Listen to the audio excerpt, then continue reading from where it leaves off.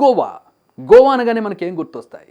Beautiful serene beaches, షాక్స్లో సేద తీరుతున్న విదేశీ పర్యాటకులు, ఒక అద్భుతమైనటువంటి వైబ్ మనకి గోవా అంటే గుర్తొస్తుంది. విదేశీ పర్యాటకులకు గోవా ఒక సూపర్ డెస్టినేషన్. కానీ ఇదంతా గతం అనే వార్తలు ఈ మధ్యకాలంలో మనకు వినబడుతూ ఉన్నాయి. గోవా కళ తప్పుతోంది అనేది కూడా మనకు వినబడుతోంది. అలాగే గత న్యూ ఇయర్ సెలబ్రేషన్స్ కంటే ఈ న్యూ ఇయర్ సెలబ్రేషన్స్ అంత కళగా లేవు, కళ కోల్పోయింది గోవా టూరిజం అనే వార్తలు వినబడుతున్నాయి. ఇది ఎంతవరకు నిజం? Let's zoom in. Let's talk about the statistics.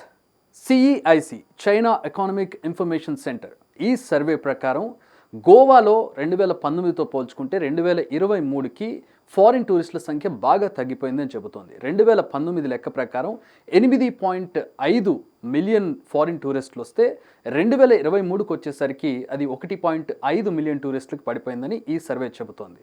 ఇక Goa tourism official information statistics ప్రకారం 2019లో 9.5 లక్షల మంది ఫారిన్ టూరిస్టులు వస్తే 2023కి వచ్చేటప్పటికి అది 4.5 లక్షలు. అంటే ఈవెన్ అఫీషియల్ స్టాటిస్టిక్స్లో కూడా ఆ డిక్రీజ్ కనబడుతుంది ఫారిన్ టూరిస్టుల దృష్ట్యా. మరి ఎందుకు ఇంతమంది తగ్గిపోయారు? గోవా అనేది ఒక హెవెన్గా చూస్తూ ఉంటారు ఫారిన్ టూరిస్టులు. ప్రధానంగా రష్యా నుంచి కావచ్చు, యూరోపియన్ కంట్రీస్ నుంచి గోవాకి అత్యధికంగా ఫారిన్ టూరిస్టులు వస్తూ ఉంటారు. ప్రధానంగా గోవా ఇన్కమ్, రెవెన్యూ ఏదైతే ఉందో అది ప్రధానమైనటువంటి ఆదాయ వనరు టూరిజం. మరి ఇలా ఫారిన్ టూరిస్టులు తగ్గిపోతే గోవా ఆదాయం కూడా తగ్గుతుంది. గతంతో పోల్చుకుంటే వాళ్ళు ప్రత్యామ్నాయ దేశాలను చూసుకుంటున్నారట, వేరే దేశాల వైపు వాళ్ళ దృష్టి ఉందని తెలుస్తోంది. ఆ స్టాటిస్టిక్స్లో కూడా మనకు అదే చెబుతూ ఉన్నారు, ఆ డిక్రీజ్ కనబడుతుంది అని చెప్పి. ఈవెన్ అఫీషియల్ స్టాటిస్టిక్స్లో కూడా మనకి ఆ తగ్గుదల కనబడుతుంది. ఎందుకు ఈ విధంగా గోవా కళ కోల్పోతుంది? దీని వెనుకున్నటువంటి కారణాలు ఏంటి?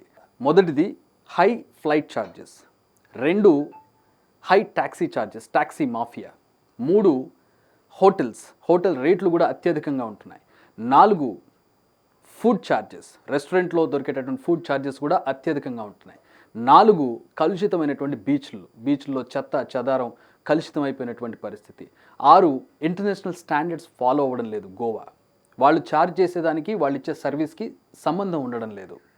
అదే సందర్భంలో ఈ రేట్లతో పోల్చుకుంటే థాయిలాండ్, వియత్నాం, శ్రీలంక లాంటి సౌత్ ఈస్ట్ ఏషియా కంట్రీస్ ఒక బెటర్ ఆల్టర్నేటివ్గా కనపడుతున్నాయి, ఒక మంచి ప్రత్యామ్నాయంగా కనపడుతున్నాయి.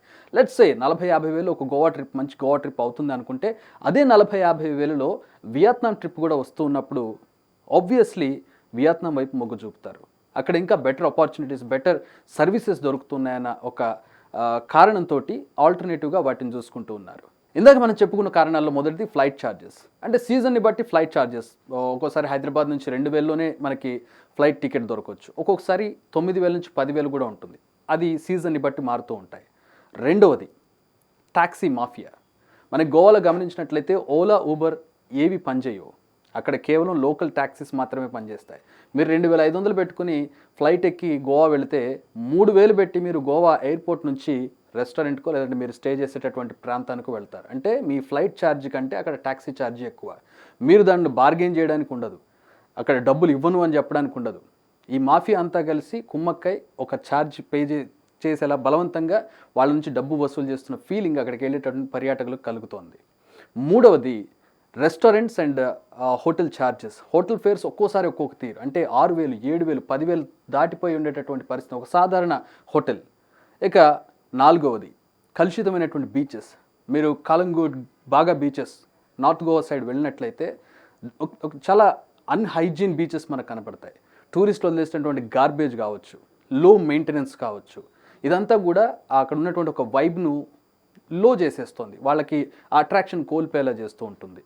ఇక ఇన్ఫ్రాస్ట్రక్చర్ చాలా తక్కువ, అంటే సరైన రోడ్లు లేకపోవడం, మీరు కొన్ని రిమోట్ ఏరియాస్, కొన్ని రిమోట్ బీచెస్కి వెళ్తే అక్కడ నెట్వర్క్ పనిచేయకపోవడం, ఇంటర్నెట్ లేకపోవడం, వైఫై కనెక్టివిటీ చాలా దగ్గర లేకపోవడం, పవర్ కనెక్షన్స్ చాలా దగ్గర లేకపోవడం, ఇలాంటి కొన్ని స్టాండర్డ్స్ ఫాలో అవ్వకపోవడం, సరైన ఇన్ఫ్రాస్ట్రక్చర్ లేకపోవడం కూడా గోవా టూరిజంను దెబ్బతీస్తోంది.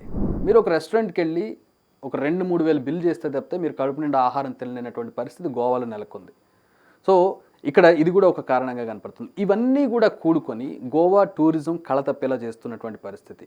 గత న్యూ ఇయర్ సెలబ్రేషన్స్కి, నిన్న మొన్న జరిగినటువంటి న్యూ ఇయర్ సెలబ్రేషన్స్కి చాలా తేడా ఉందని చెప్పి అక్కడికి వెళ్ళిన వాళ్ళు చెబుతూ ఉన్నారు. ఎందుకంటే గోవాలో న్యూ ఇయర్ అంటే అస్సలు ఇసుక వేస్తే రాలనటువంటి పరిస్థితి మనకి బీచెస్లో కనబడుతుంటుంది. కానీ ఈసారి ఆ పరిస్థితి కనపట్లేదని ప్రత్యక్ష సాక్షులు చెబుతున్నారు, అక్కడికి వెళ్ళిన టూరిస్టులు చెబుతున్నటువంటి పరిస్థితి. మరొక కారణం ఏంటంటే గోవాలో పోలీసుల అతి చేష్టలు. పోలీసులు అడుగడుగున టూరిస్టులను చెక్ చేయడం, వాళ్ళని ఇబ్బంది పెట్టడం, చలాన్లు కట్టడం. బేసిక్గా అక్కడికి వెళ్ళి డ్రైవ్ యువర్ వెహికల్ తీసుకుంటారు, సొంత అక్కడ ఉన్నటువంటి వెహికల్ సొంతంగా డ్రైవ్ చేసేటట్టు రెంట్కి తీసుకోవడం. అట్లా డ్రైవ్ చేసే సందర్భంలో అడుగడుగున ట్రాఫిక్ పోలీసులు కావచ్చు, లా అండ్ ఆర్డర్ పోలీసులు ఆపడం, వాళ్ళకి చలాన్స్ వేయడం, వాళ్ళ నుంచి డబ్బులు వసూలు చేయడం, ఇట్లాంటి హెరాస్మెంట్స్ ఉండడంతో డిమోటివేట్ అవుతారు వెళ్ళేటటువంటి టూరిస్టులు. ఇదేంటి గోలా, ఎందుకు వచ్చాం మనం ఇక్కడికి అనేటటువంటి ఒక డిమోటివేషన్ జరిగినప్పుడు ఆ టూరిజం వెళ్ళేటటువంటి వాళ్ళ సంఖ్య తగ్గిపోతూ ఉంటుంది. ఇది కూడా ఒక కారణంగా కనబడుతుంది. అయితే ఇక్కడ మనం గోవా గురించి మొత్తం నెగిటివే మాట్లాడుకోవాలా, పాజిటివ్ లేదా? ఎస్, ఖచ్చితంగా పాజిటివ్ సైడ్ అనేది కూడా ఉంది. ఇక్కడ ఫారిన్ టూరిస్టులు ఒకవైపు తగ్గుతూ ఉంటే డొమెస్టిక్ టూరిస్టులు పెరుగుతూ ఉన్నారు. ఎందుకంటే కోవిడ్ అయిపోయిన తర్వాత భారతీయుల్లో పర్యటించే వాళ్ళ సంఖ్య, అంటే ట్రావెలింగ్ వెళ్ళే వాళ్ళ సంఖ్య, లేదంటే టూరిస్ట్ ప్లేసెస్కి వెళ్ళే వాళ్ళ సంఖ్య విపరీతంగా పెరిగింది. దాంతో గోవాకి లోకల్ టూరిస్టులు పెరిగి, డొమెస్టిక్ టూరిస్టులు అంటే దేశీయంగా వివిధ రాష్ట్రాల నుంచి గోవాకి వెళ్ళే వాళ్ళ సంఖ్య బాగా పెరిగిందని చెప్పి అక్కడ స్టాటిస్టిక్స్ చెబుతున్నటువంటి పరిస్థితి. అదే సందర్భంలో కంపారిటివ్లీ అంటే భారతదేశం టూరిజం తీసుకుంటే కనుక ఇతర దేశాలతో పోల్చుకుంటే భారతదేశ టూరిజం అంత అవ్వలేదు, పెరిగింది. అంటే గతంతో పోల్చుకుంటే కనుక 2019తో పోల్చుకుంటే 2023-24 సంవత్సరానికి టూరిజం అనేది పర్సంటేజ్ ఆఫ్ టూరిస్టులు పెరిగింది. కానీ ఇతర దేశాలతో పోల్చుకుంటే మాత్రం ఆ టూరిస్టుల సంఖ్య అంత గణనీయంగా లేదు. కోవిడ్ అంటే కోవిడ్ తర్వాత మనం దేశాలతో పోల్చుకుంటే ఇండియాలో టూరిజం పర్సంటేజ్ అంటే 2023-24లో 9% పెరిగింది 2019తో పోల్చుకుంటే. అదే మనం థాయిలాండ్ విషయాన్ని తీసుకుంటే 27% ఇంక్రిమెంట్ కనబరిచింది. వియత్నాం అత్యద్భుతంగా 60% ఇంక్రిమెంట్ని కనబరిచింది.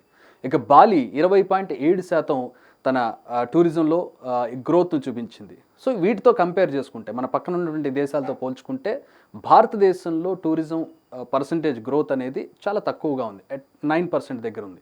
సో ఇంకా చాలా స్కోప్ ఉంది మనకి పెరగడానికి. ఫారినర్స్ వస్తే మనకి ఫారిన్ ఇన్కమ్ పెరుగుతుంది, ఫారిన్ రెవెన్యూ పెరుగుతుంది. ఫారిన్ రెవెన్యూ పెరిగితే రూపాయి బలపడుతుంది. సో ఈ విధంగా టూరిజం అనేది ఆయా దేశాలకు ఉపయోగపడుతూ ఉంటుంది. సో భారతదేశంలో టూరిజంకి ఇంప్రూవ్ చేసుకోవాల్సినటువంటి స్కోప్ ఇంకా ఎక్కువగా కనపడుతుంది. దీనికి ఆల్టర్నేటివ్గా ఇదే ఛార్జెస్లో వియత్నాం, శ్రీలంక అండ్ థాయిలాండ్లో మనకి సర్వీసెస్ దొరుకుతూ ఉన్నప్పుడు, అక్కడ బెటర్ ఆప్షన్స్ ఉన్నప్పుడు వాటికి ఆల్టర్నేటివ్గా మలుచుకుంటున్నటువంటి పరిస్థితి. సో గోవా ప్రభుత్వం కావచ్చు, అక్కడ ఉన్నటువంటి హోటల్స్ కావచ్చు, ఇతర ఇన్ఫ్రాస్ట్రక్చర్ క్రియేట్ చేసేటటువంటి సంస్థలన్నీ కూడా దీని మీద దృష్టి సారించాల్సినటువంటి అవసరం ఎంతైనా కనపడుతుంది.